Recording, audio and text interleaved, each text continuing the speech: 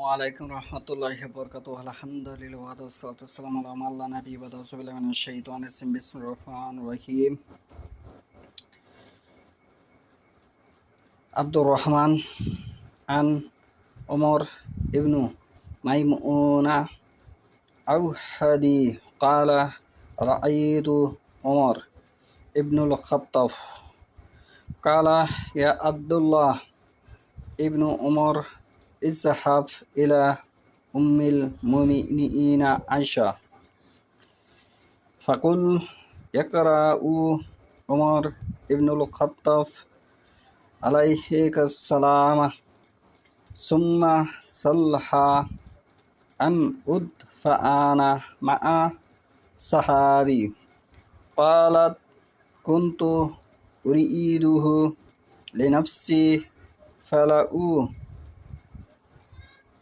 সারান্নাহুল ইয়াউমা আলা নাফসি ফালাম্মা আকবালা কালা লাহু মা লাদাইকা কালা আসিনাত লাকা ইয়া আমিরুল মুমিনিন কালা মা কাআনা শাইউন আহাম্মা ইলাইয়া মিন সালিকাল মাসসাই ফাইসা কুবিইতু ফাহমিলুনি সুম্মা সাল্লিমু সুম্মা কুল ইস্তা'যিনু ওমর ইবনুল খাত্তাব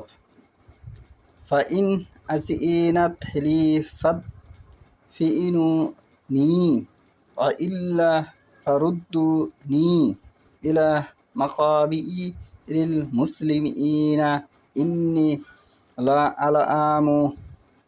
আহাদান আহাক্কা বিহাযাল আমরি মিন হাউলাই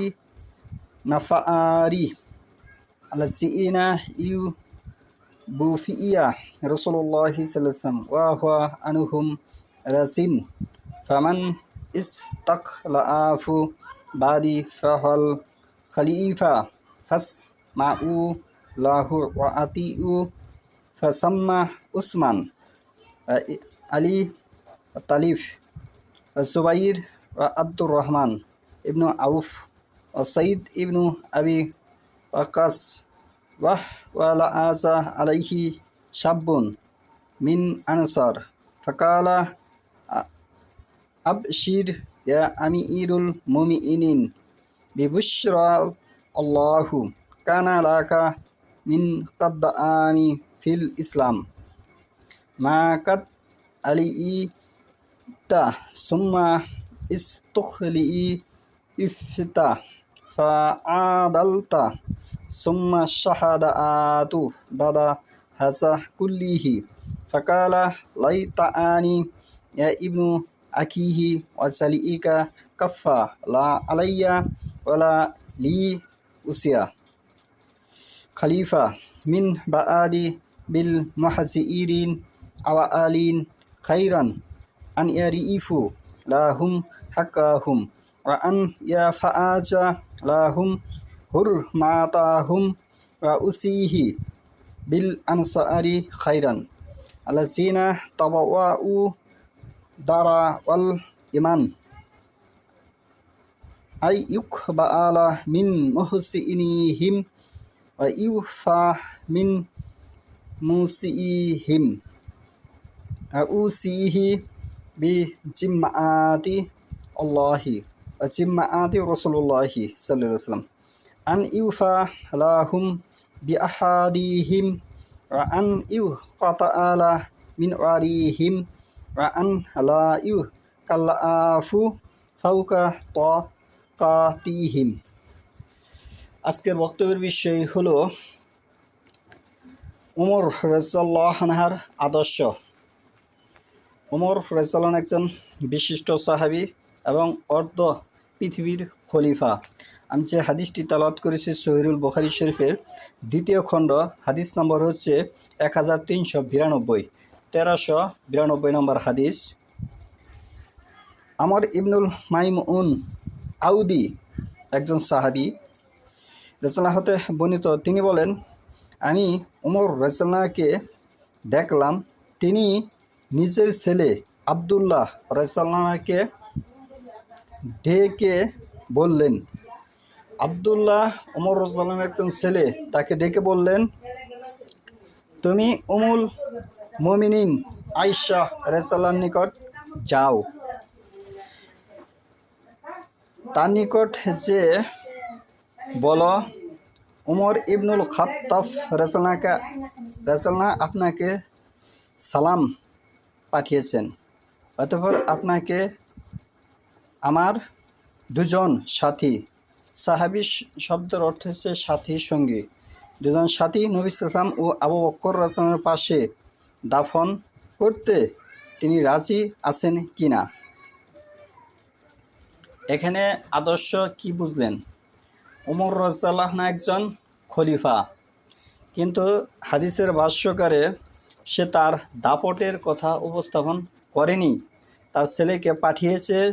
যে তুমি যাও, যে বলো উমর রাদিয়াল্লাহু আনহু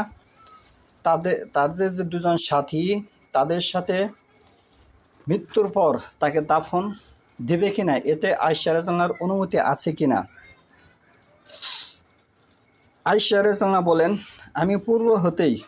নিজের জন্য এর আশা পোষণ করে আসছিলাম, কিন্তু আজ ওমর রাদিয়াল্লাহুকে নিজের উপর অগ্রাধিকার দিচ্ছি। আবদুল্লাহ রাদিয়াল্লাহু ফিরে এলে